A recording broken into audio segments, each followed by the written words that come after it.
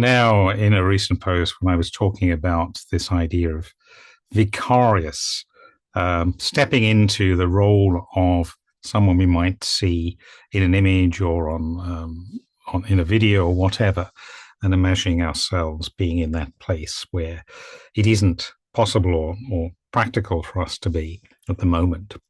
Um, I was reflecting back a little bit on a project I undertook over several years, and to some extent this is still ongoing, in which I was playing the roles and exploring archetypes, the idea that we can access within us, as it were, an inbuilt blueprint, if that's the right word, a way of being.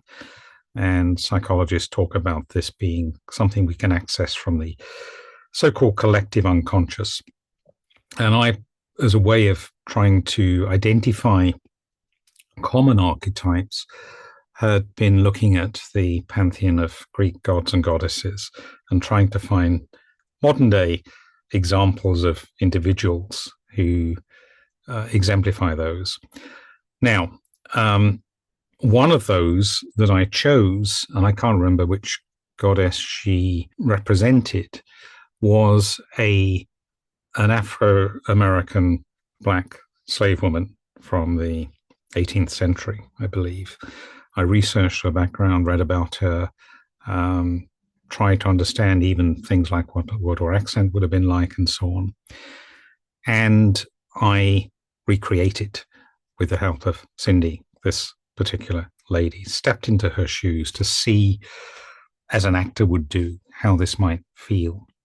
It is probably one of the few, there's one or two others, images, and there was a brief video attached with it as well, which was my own reflections of the time of stepping into this role, which was a very powerful experience, actually, very surprising to see yourself essentially having black skin as a white person and really trying to feel into this experience that she would have had and talking about an event in her life. It's one of the few images that I have not put online because I know that blackface is something, understandably, that many people are very sensitive to. It can often come across as a caricature. I think one of the reasons it can come across as a caricature, even when, as in this case, it was not intended in any comic fashion, it was purely for my own exploration in that case, and therefore didn't need to be made public anyway. And certainly I would not set out to offend someone. I was really trying to understand and explore as best I could through empathy. I'm not quite sure I can truly empathize, but certainly trying to really research and step into the person of this, this role. But I think one of the difficulties that we encounter, we here being Cindy, the makeup artist who helped with this, is if you have a certain physicality, facial physicality, for example, which tends to be the case with people of different ethnicities, it's actually very difficult, even for a very skilled stylist and makeup artist, to change that radically. And we did actually, in this case, use some prosthetics, which is very rare for me. We couldn't really find a hairpiece that was totally faithful. So very beautiful, tight curls. But there was something about the physiology that was not quite right. And therefore, it can come across as being, as it is, very false.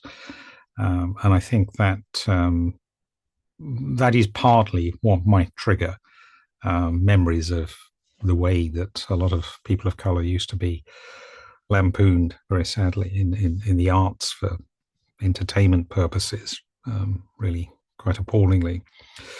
So I am sensitive to black skin, but I think it was another example of where, yes, whilst the experience was very powerful for me, I couldn't, even with the help of Cindy, couldn't really get into the look very accurately.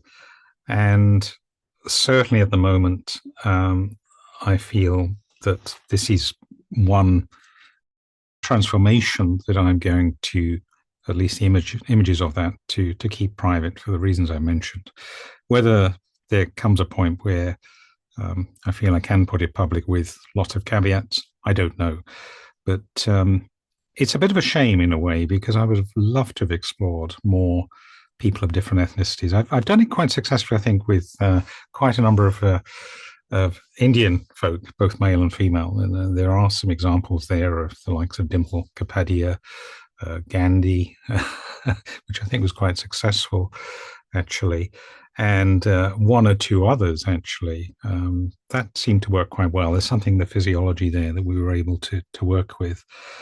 But yeah, this idea of vicarious mapping, as I was mentioning in this other post, someone that we can relate to, someone who looks like us, even as a bit of a stretch for the imagination, seems to be quite important in being able to, even for a skilled makeup artist and stylist, to recreate something that is believable. And I do think that's probably something that's at play in the Your Face Sounds Familiar so-called randomizer game as well. The producers there will be looking at their subjects and thinking about, well, can this person really step into this role? Can we actually get our team of stylists and experts to create something that is credible? As I say, I would love, in an ideal world, to be able to step into any role, and certainly more black skin or different ethnicities. Did try it in Japan as well, and they actually have quite a different way of doing their makeup there, and I think that went so far down the road of success, but again, that wasn't totally convincing, I don't think. Anyway, a little reflection there, and a reason that I'm not sharing my incarnations in different ethnicities very widely on this channel and elsewhere, indeed, even though I've really enjoyed and valued and gained a lot through exploring that area.